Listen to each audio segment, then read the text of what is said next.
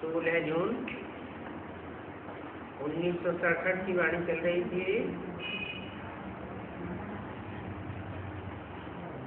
दूसरे पेज के अंत में बात चल रही थी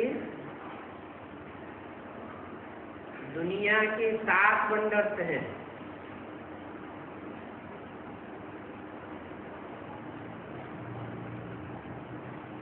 और बाप कहते हैं कि दुनिया में 9 वंडर्स हैं। ऊंच से ऊंच वंडर है बाप का बनाया हुआ स्वर्ग। 7 मनुष्यों के वंडर हैं। नीचे से नीचे है नरक, जिसे कहते हैं रौरव नरक।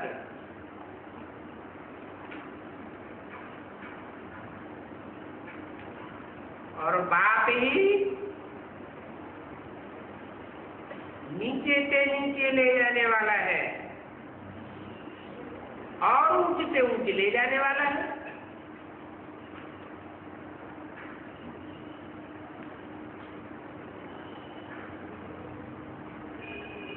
अभी तुम बाप के पास आए हो काहे के लिए? ऊंचे से ऊंचे जाने के लिए या नीचे जाने के लिए? ऊंचा जाने के लिए। श्रीमत पर चलेंगे तो ऊंचे जाएंगे, और मनमत या मनुष्य मत पर चलेंगे तो नीचे जाएंगे। ये भी जानते हो कि मीठा बाबा ऊंचे से ऊंचे ले जाते हैं।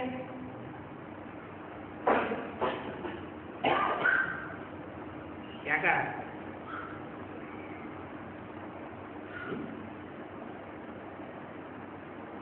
मीठा बाबा ऊंचे से ऊंचे ले जाते हैं, और नीचे से नीचे कौन ले जाते हैं? रावण ले जाते हैं। नीचे से फिर ऊंचे से ऊंचे ले जाते हैं बाप। उनको कौन छोड़ेगा? जो नीचे से ऊंची स्टेज में ले जावे, उसको कौन छोड़ेगा?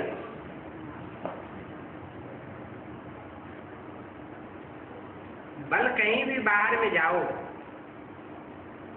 सिर्फ एक बात तो याद करो,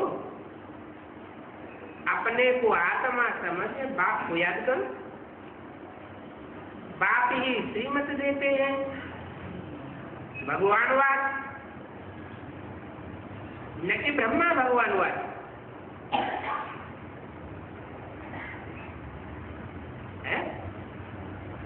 ब्रह्मा को तो देवता भी नहीं कहेंगे, दाढ़ी मूछ वाला है। दाढ़ी मूछ तो मनुष्यों को होती है, देवताओं को तो होती नहीं। या ब्रह्मा को मनुष्य भी देवता नहीं मानते, क्योंकि मनुष्यों के बनाए हुए चित्र हैं ब्रह्मा के। दाढ़ी मूछ दिखाई है तो देवता भी नहीं, तो भगवान कैसे हो सकता? मनुष्य तो बातें बनाते रहते हैं। ड्रामे में सबसे जाती बातें बनाने वाला कौन है? कौन मनुष्य? तो मनुष्य का नाम क्या है? हैं?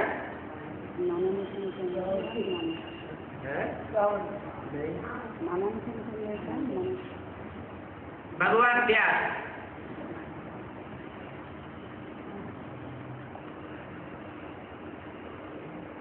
क्या क्या बातें बैठ बनाई, लिख दिया पवन से हनुमान पैदा हुआ।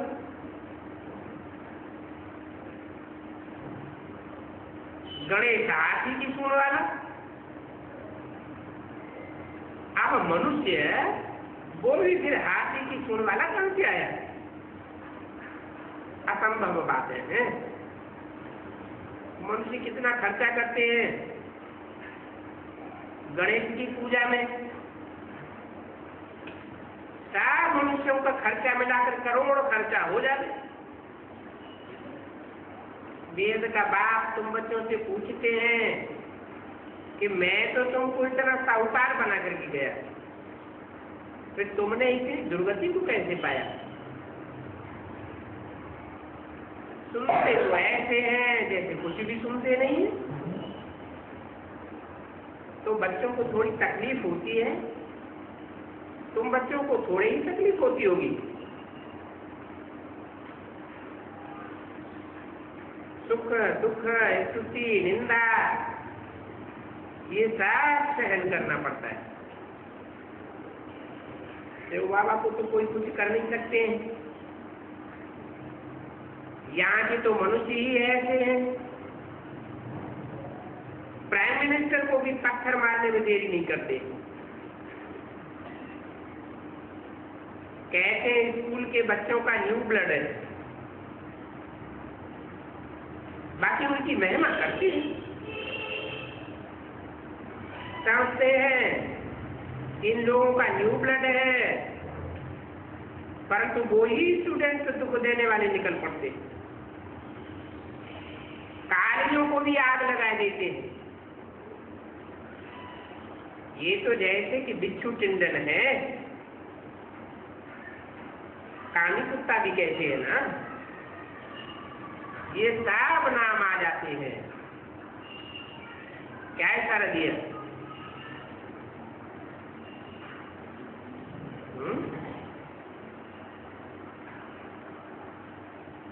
जो ऐसे बिच्छू टिंडन है, कामी कुत्ते जैसे स्वभाव वाले हैं, और ऐसे स्टूडेंट्स अगर ईश्वरीय स्टूडेंट्स बन जाते हैं तो तामसी स्टेज में क्या हाल करेंगे?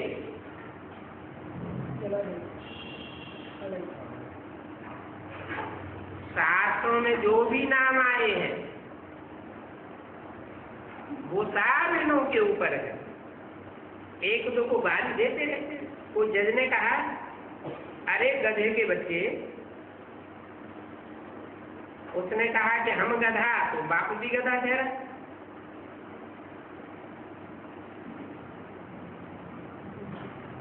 जज अपने बच्चे से बोल रहा था। कोई सियाना बच्चा हो तो फट से बाप को कह देंगे आप कैसे हो कि गधे का बच्चा हो। ये तो आप अपने कोई गाली देते हो। तो बाप बैठ समझाते हैं कि दुनिया का देखो क्या हाल है। बाप कहते हैं कि तुम कितने बेसमझ बन पड़े हो। बाबा ने कहा था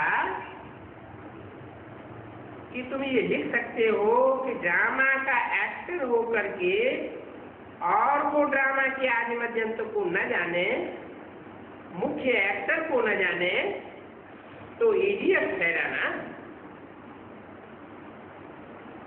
कोई से भी पूछो तुम कौन हो, दुनिया वाले से पूछेंगे तो क्या कहेगा? डॉक्टर है, मास्टर है, इंजीनियर है, मिनिस्टर है, क्या कहेगा? यही कहेगा। अच्छा, जब तुम माँ के गोद के बच्चे थे तो डॉक्टर, मास्टर, इंजीनियर, मिनिस्टर थे? नहीं थे ना, बाद में बने ना। तो वास्तव में तुम क्या हो?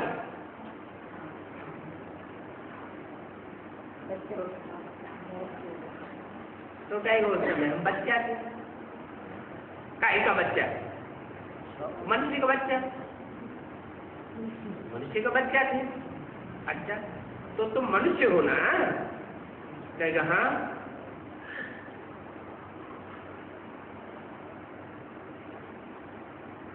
मनुष्य किसको कहा जाता है? मन शब्द से मनुष्य बना। जो मन रूपी ब्रह्मा की औलाद बने वो सब मनुष्य हुए।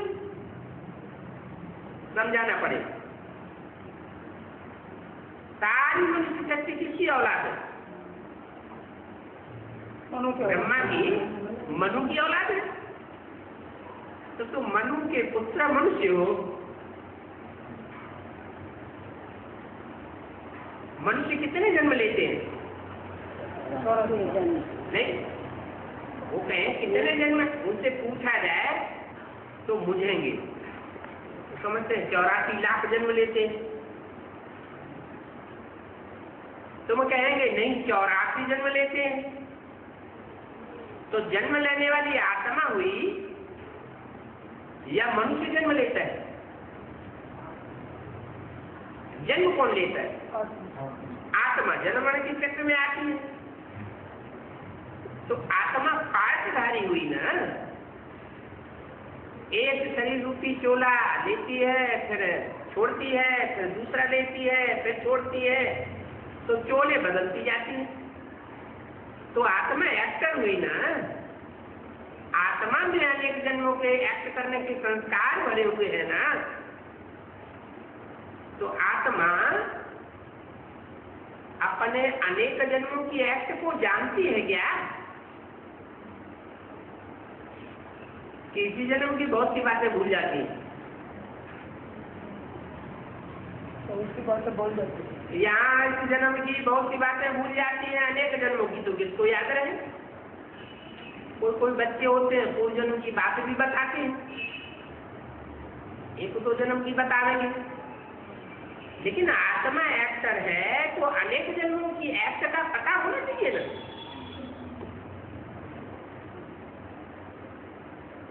तो बाप कहते हैं सब इडियट हो गए। मैंने आकर के तुमको कितना होशियार बनाया था। मैंने जब सृष्टि के आदि पर्यंत की पढ़ाई तुमको पढ़ाई तो तुम्हें पूरे 84 के चक्र का ज्ञान हो गया। अब तुम इडियट बन पड़े। है ये बेहद की बात।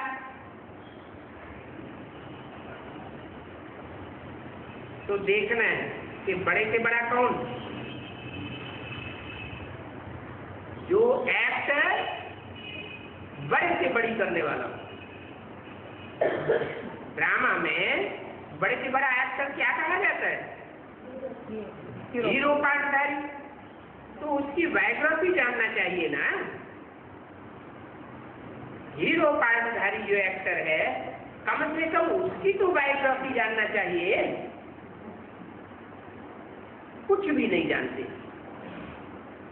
हीरो एक्टर की भी बायोग्राफी अगर जान जा रहे हैं तो भी बहुत होशियार हो जाएगा। जानना चाहिए ब्रह्मा विष्णु शंकर का क्या पाठ है और जो धर्म स्थापक आते हैं उनका क्या पाठ है, वो जिनका आधार लेते हैं उनका क्या पाठ है, आधारभूतों को जो जन्म देते हैं उनका क्या पाठ है। कितने हो गए?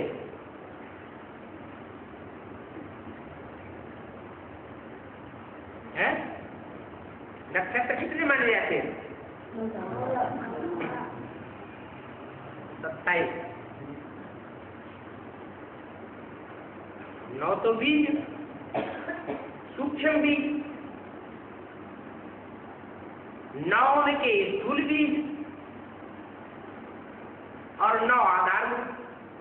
कितने हो गए? 9 3 27। तो मुख्य का आयत मालूम होना चाहिए ना।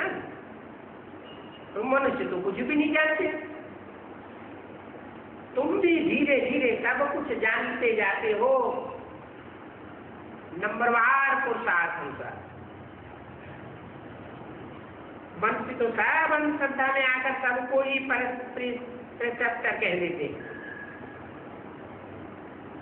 वास्तव में तो प्रिसेप्टर गुरु को कहा जाता है।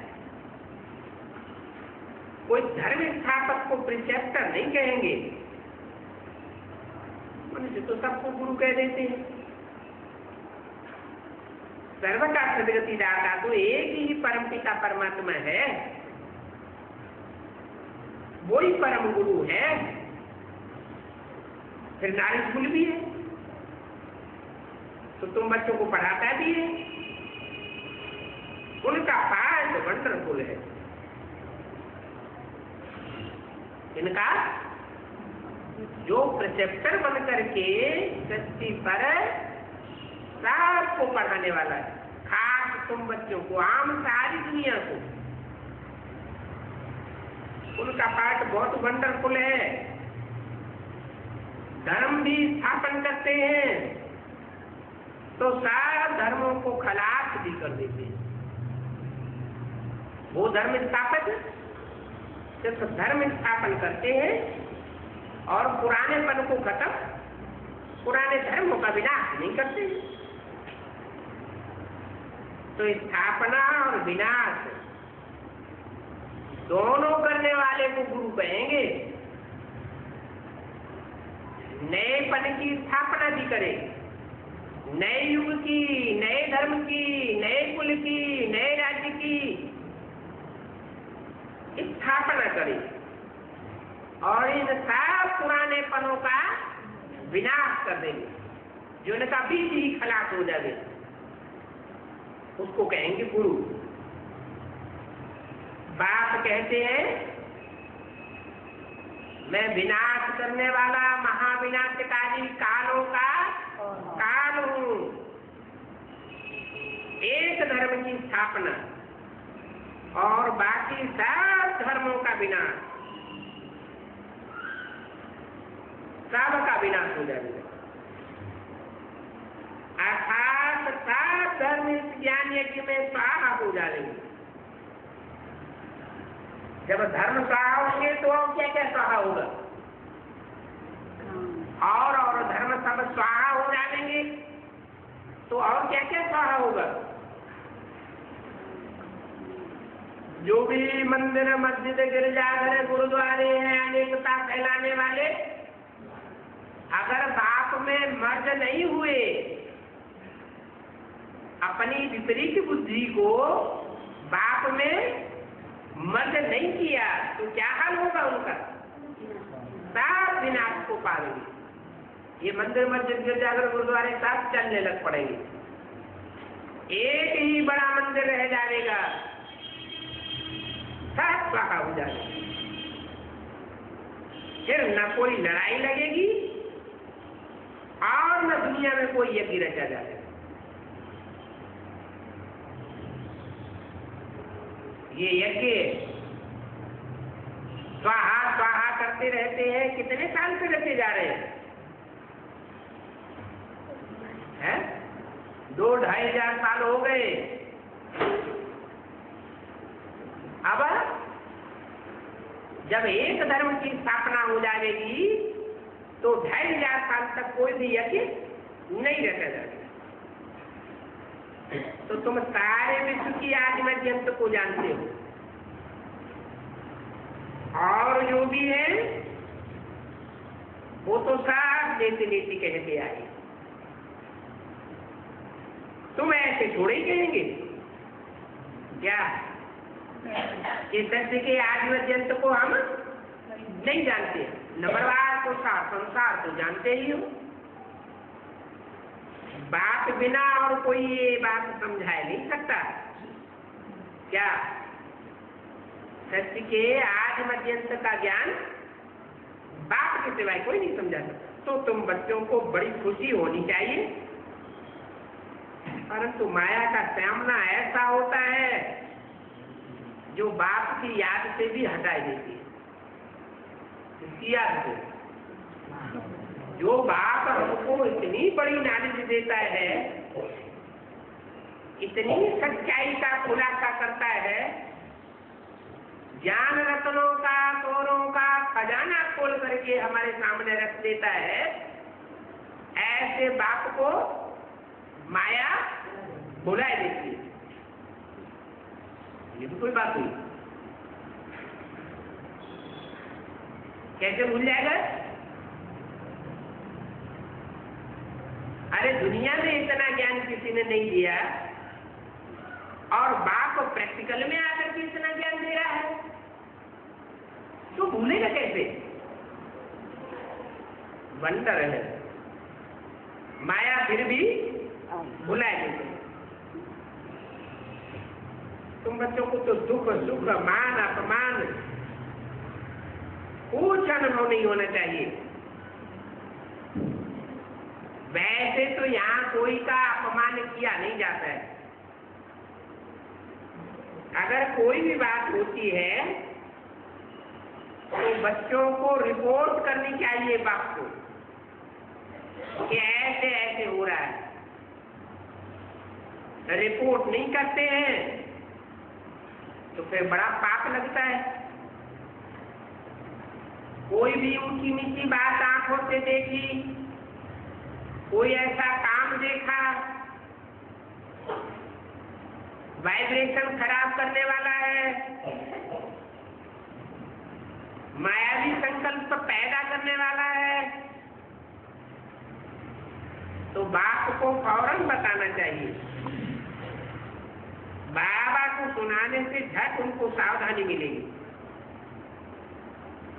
इस सर्जन से छिपाना नहीं चाहिए। ये बड़ा भारी सर्जन है? दुनिया में कोई बड़े बड़े सर्जन होते हैं तो लोग उनके पास दौड़ते हैं, ऑपरेशन कराए ले में सक्सेसफुल होता जाता है तो उसका नाम बहुत बाला होता है।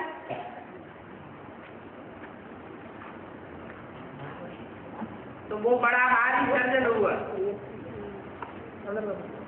कौन? बाप। माने दुनिया में जो सर्जन होते हैं वो इतने भारी नहीं है। बड़े से बड़े सर्जन हो, अच्छे से अच्छे सर्जन हो, सारी दुनिया की सर्जरी नहीं कर पाते। और ये तो सारी दुनिया के जो भी मनुष्य मात्र हैं सारी सर्जरी कर देते हैं।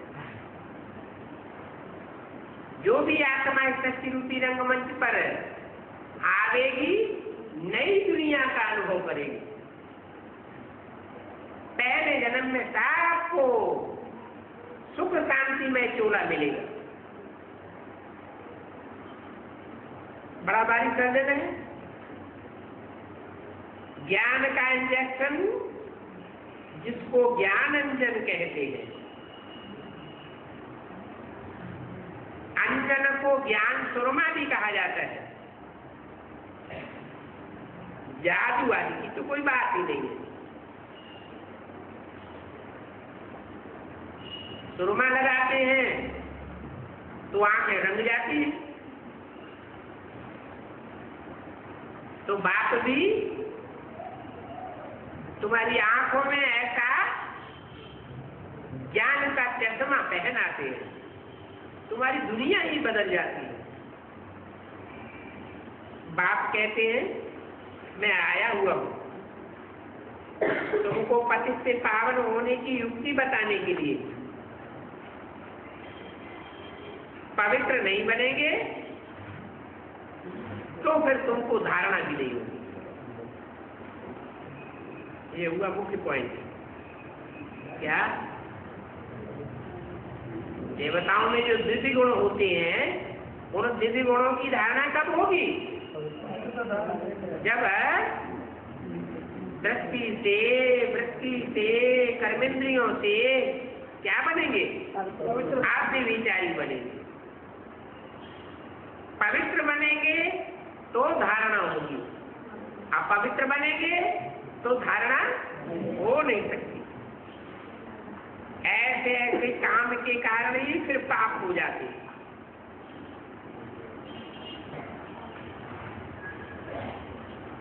तो ऐसे भ्रष्ट कर्मों पर जीत पानी चाहिए। अच्छा, बच्चों को दे देंगे।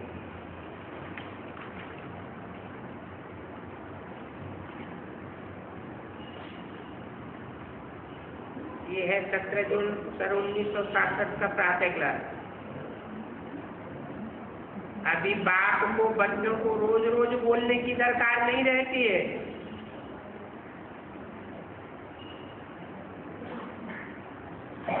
क्यों?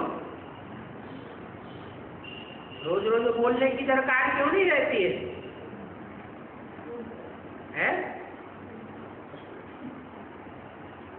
क्योंकि वही बात बोलते बोलते कितने साल गुजर गए।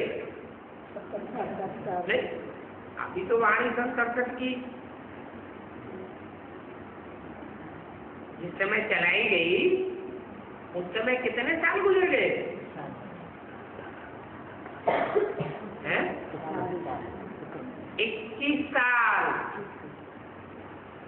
20-21 साल हो गए वाणी करते चलते। तो अभी तो सुनते सुनते परिपक्व हो गए होंगे। और अब आखिरी टाइम सुनाने का रह गया।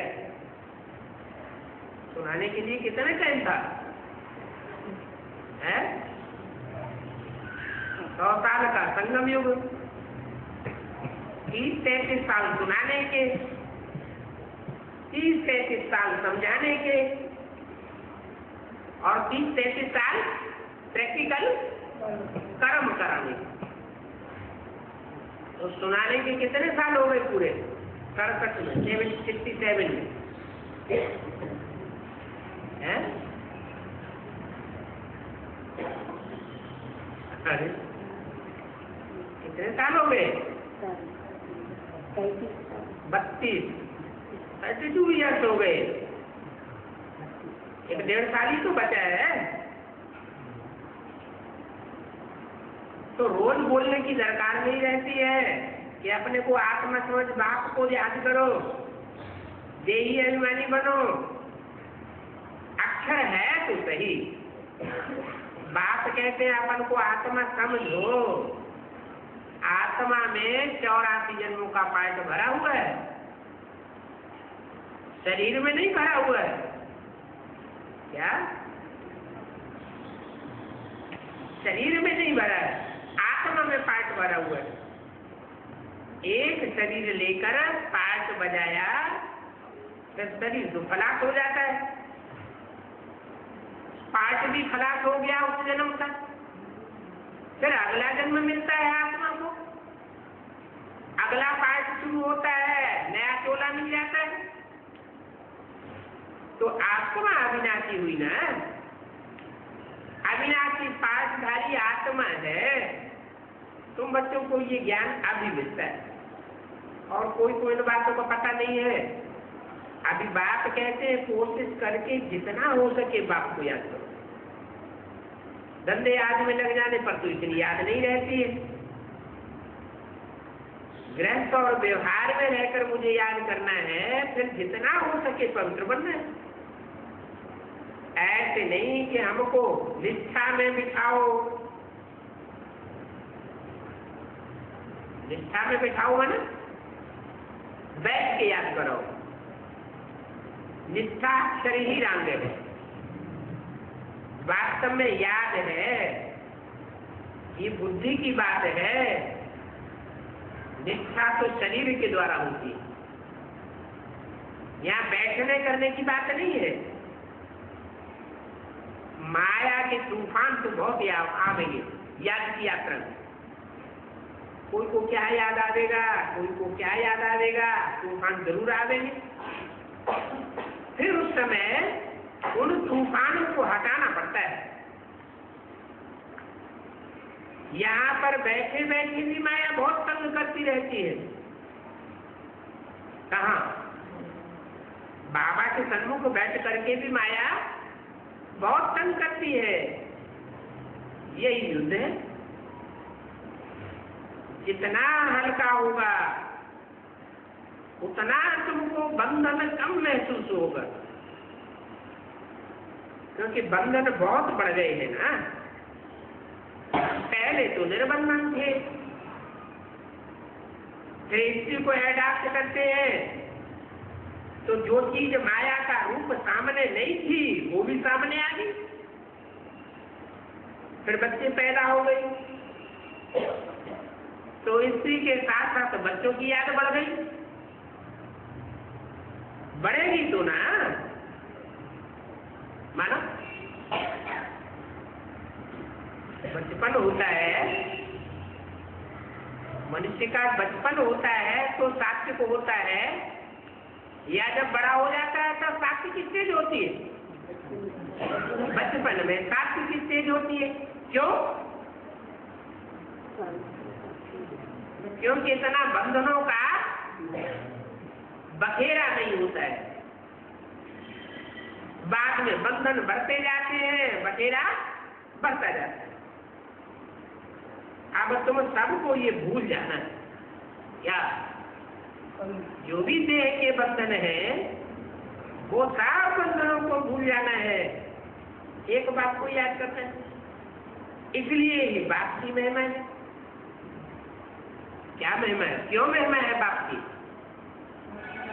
है? क्या कारण बताया कि बाप की महिमा किस लिए है? हाँ, औरों की याद करने से उनका बंधन बढ़ता है, चैप लगता है,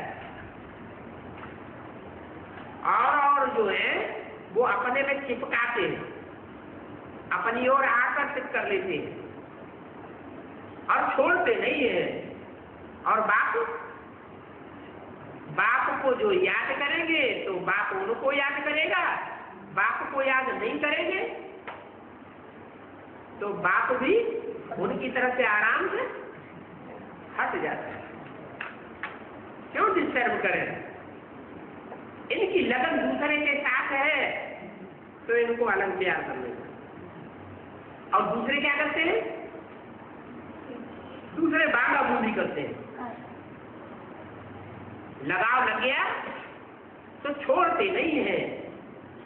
अगर कोई छोड़ना चाहे तो बार बार सामने आते हैं, कहाँ जा रहे हो, किसको याद कर रहे हो, पहले हमारे से तो हिसाब किताब पूरा करो। जहां बांधा है वो क्यों तोड़ रहे हो, क्या बात है?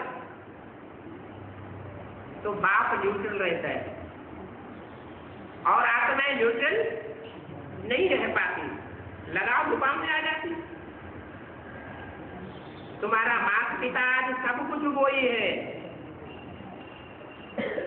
जो भी संबंध है अभी ऐसा टाइम आ गया है कि सर्व संबंध एक बाप से ही होना चाहिए। वो तुम्हें स्वतंत्र छोड़ने वाला है। क्या उसकी पढ़ाई ही क्या है? स्वतंत्र रहो और स्वतंत्र रहने दो। क्या जिस तल में आता है मुकर्रर रूप से उसको स्वतंत्रता का सम्राट बनाता है। मुसलमान क्या करते हैं? कैसे अपने धर्म में कन्वर्ट करते हैं? मुसलमान बनो तो बनो, नहीं बनो तो तलवार के घाट में उतार देते हैं। बाप कोई भी जबरदस्ती नहीं करते हैं, सिर्फ समझाते हैं।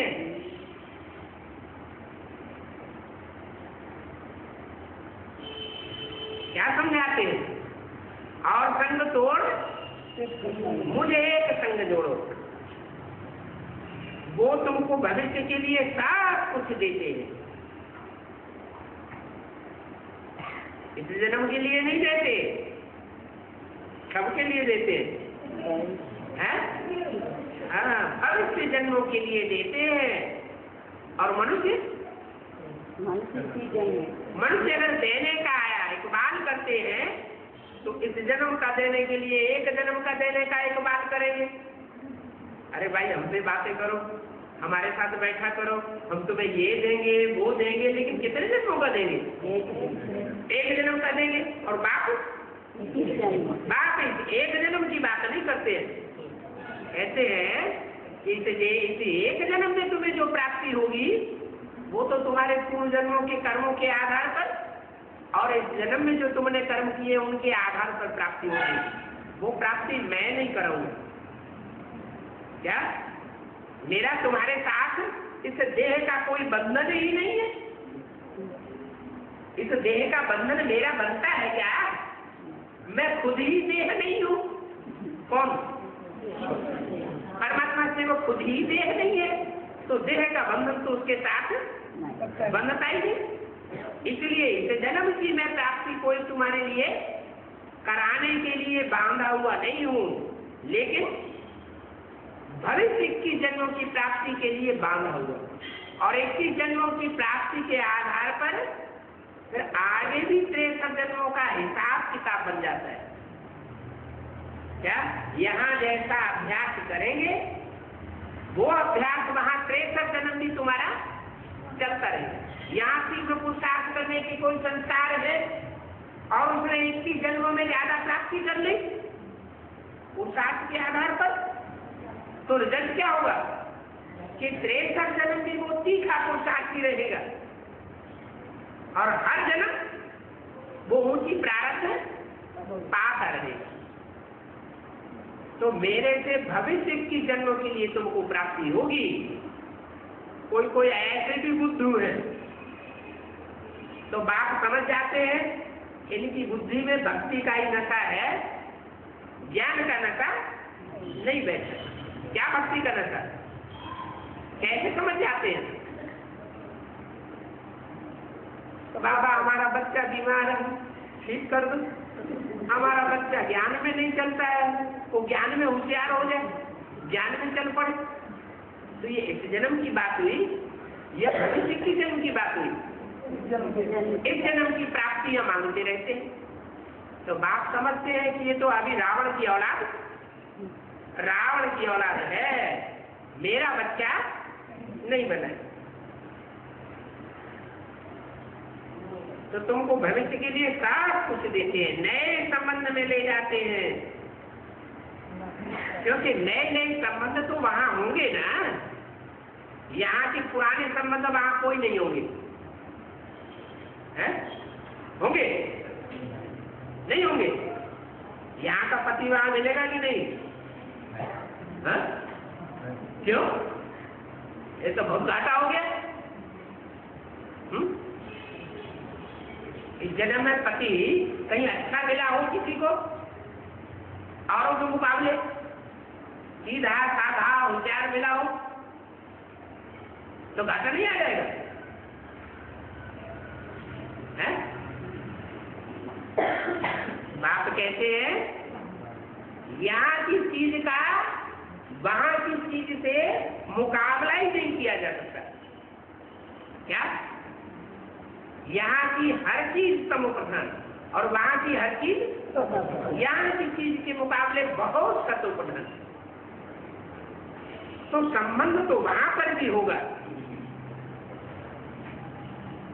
परंतु यहाँ के संबंध वहां काम नहीं आते। ऐसे तो नहीं कि कोई प्रलय हो जाती है, नहीं, तुम तो एक शरीर छोड़ करके दूसरा शरीर लेते हो।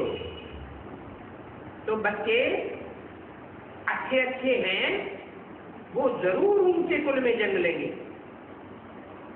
तुम तो पढ़ते ही हो भविष्य की जन्मों के लिए, पढ़ाई पूरी हुई और तुम्हारी प्रारब्ध शुरू हो जाएगी। क्या माने इस शरीर में रहते रहते ही तुम्हारा 21वां जन्म शुरू होगा। ये तुम्हारी बात है, सबकी बात नहीं है। स्कूल में भी पहले पढ़ करके फिर ट्रांसफर होते हैं, तुम भी ट्रांसफर होने वाले हो। पहले तुम आत्मा शांति धाम का अनुभव करेंगी, शांति धाम जाएंगी। किसलिए जाएंगी शांति धाम? तुम शांति धाम जाएंगे सुखधाम जाने के लिए। तुम सुखधाम में जाएंगे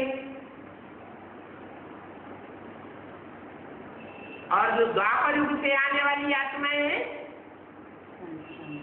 वो सुखधाम में नहीं आएंगी डायरेक्ट। कहाँ आएंगी?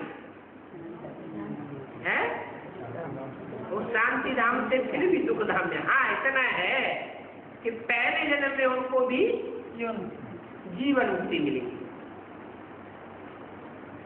तो तुम जब शांति धाम जाएंगे तो इस चीची दुनिया से छूट जाएंगे।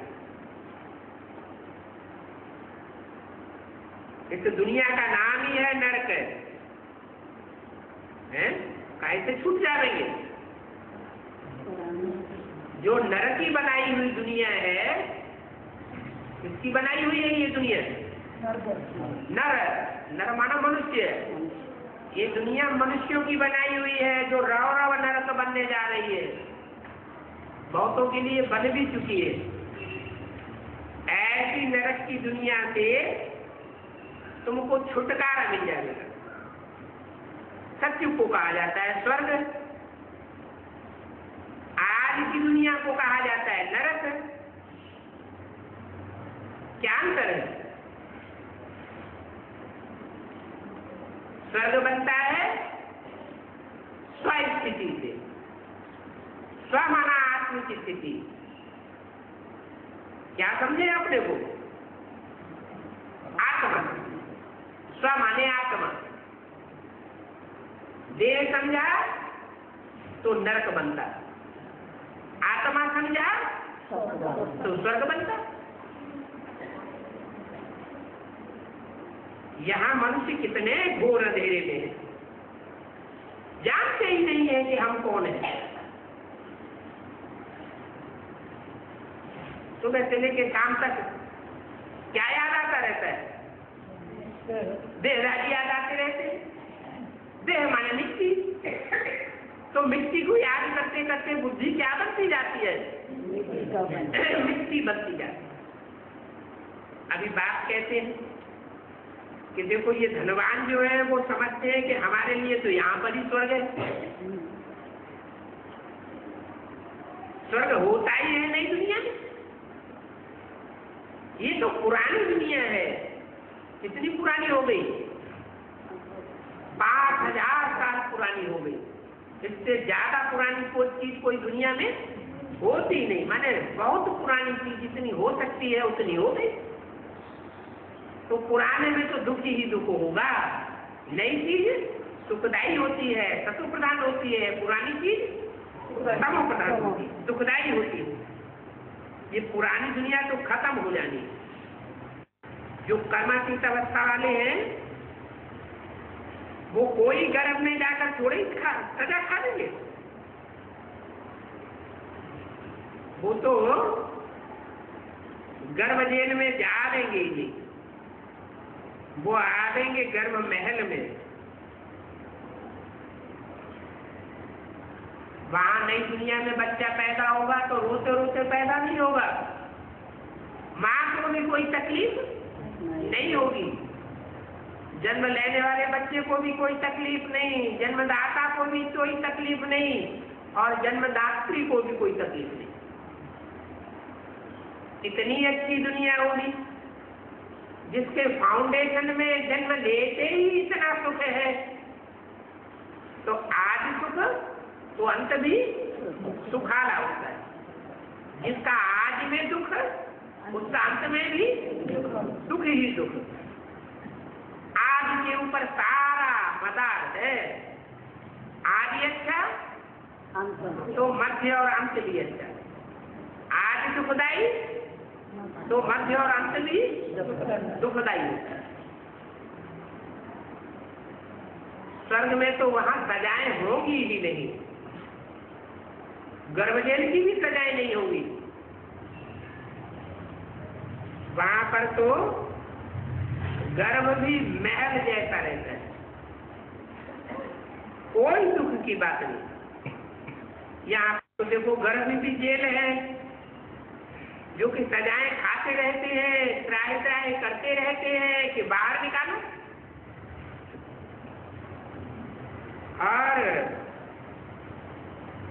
ये जो नई दुनिया आने वाली है इसका तो नाम ही है स्वर्ग। क्यों क्यों स्वर्ग में महल जैसा अनुभव होता है? क्योंकि वहां बच्चा परिस्थिति में होता है। नई दुनिया में गर्भ महल में बच्चे की स्थिति क्या होगी? आदमी की स्थिति होगी। और अभी गर्भ में जो बच्चे आते हैं उनकी क्या स्थिति होती है? कोई माताओं का तो पेट चीर करके बच्चे निकालने पड़ते हैं। तो उन बच्चों की स्थिति क्या होती होगी? देहभान में होते हैं या स्वस्थिति में होते हैं? देहभान में होते हैं तो दुख होता है।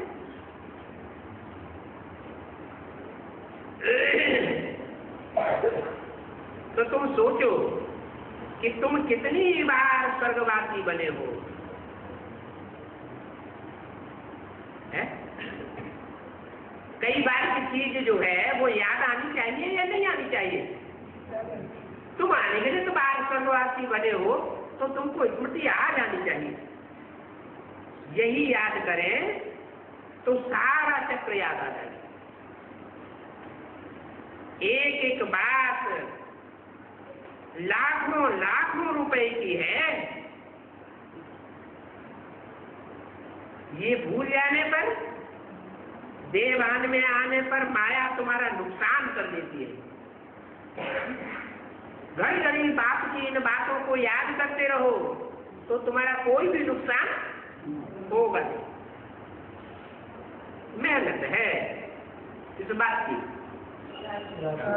याद की मेहनत है।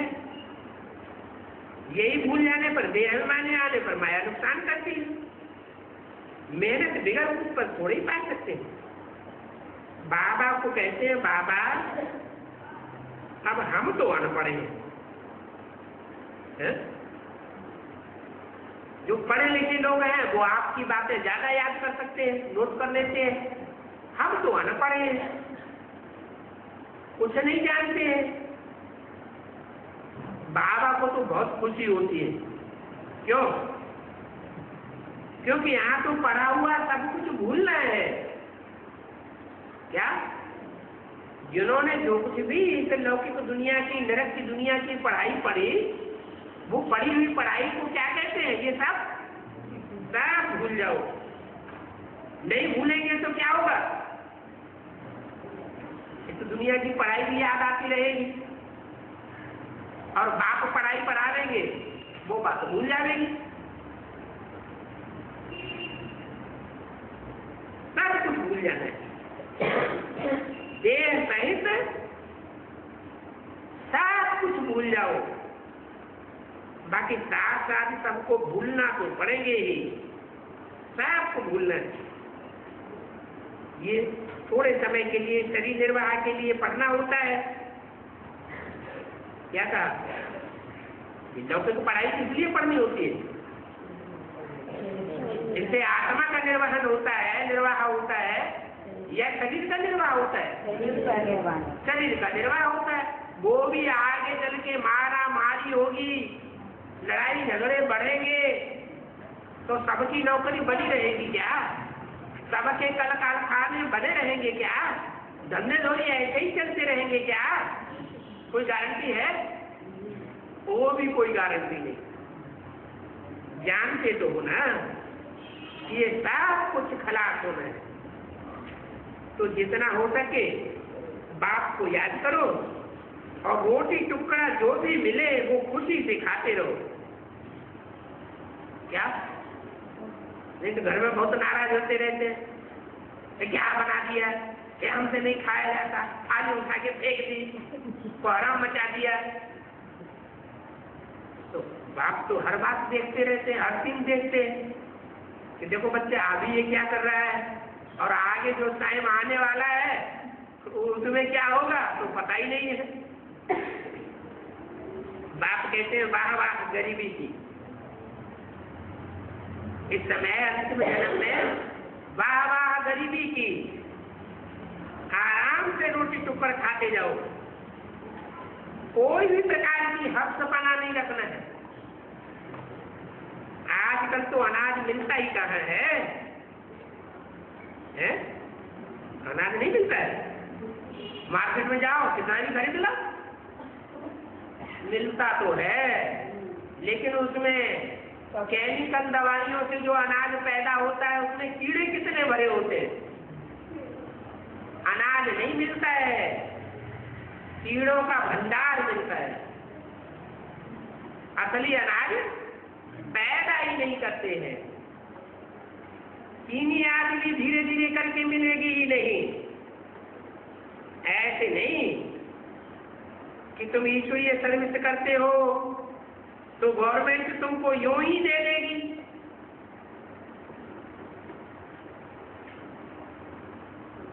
वो तो कुछ भी जानते नहीं है। यहाँ बच्चों को समझाया जाता है कि तुम सब मिलकर के गवर्नमेंट के पास जाओ, कहो कि हम सब मिलकर माँ बाप के पास जाते हैं। माँ बाप के पास ढेर बच्चे हैं, उनको हमें ढेर का ढेर माल सप्लाई करना होता है। यहाँ पर तुम सिर्फ कह देते हो कि है नहीं, लाचारी थोड़ी सी दे देते हैं।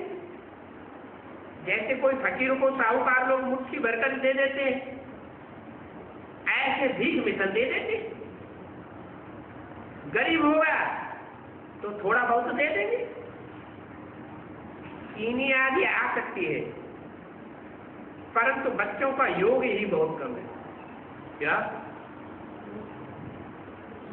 क्या इशारा दिया है? जिन बच्चों का योग भरपूर होगा, पक्की आदि की प्रैक्टिस होगी, उनको कोई से मांगने की दरकार नहीं पड़ेगी। उनके पास भंडारा चीनी आदि का सब कुछ ऐसा रहेगा, भरपूर रहेगा। याद में न रहने के कारण, देवाना आशा रहने के कारण कोई भी काम बच्चों का पूरा नहीं होता है। क्या तो बढ़िया युक्ति बताई। कारखाने में काम करते हैं, नौकरी टोकरी करते हैं, कितनी मेहनत करनी पड़ती है। और याद में रहने में तो कोई नौकरी टोकरी की इतनी मेहनत ही नहीं करनी पड़ती थी।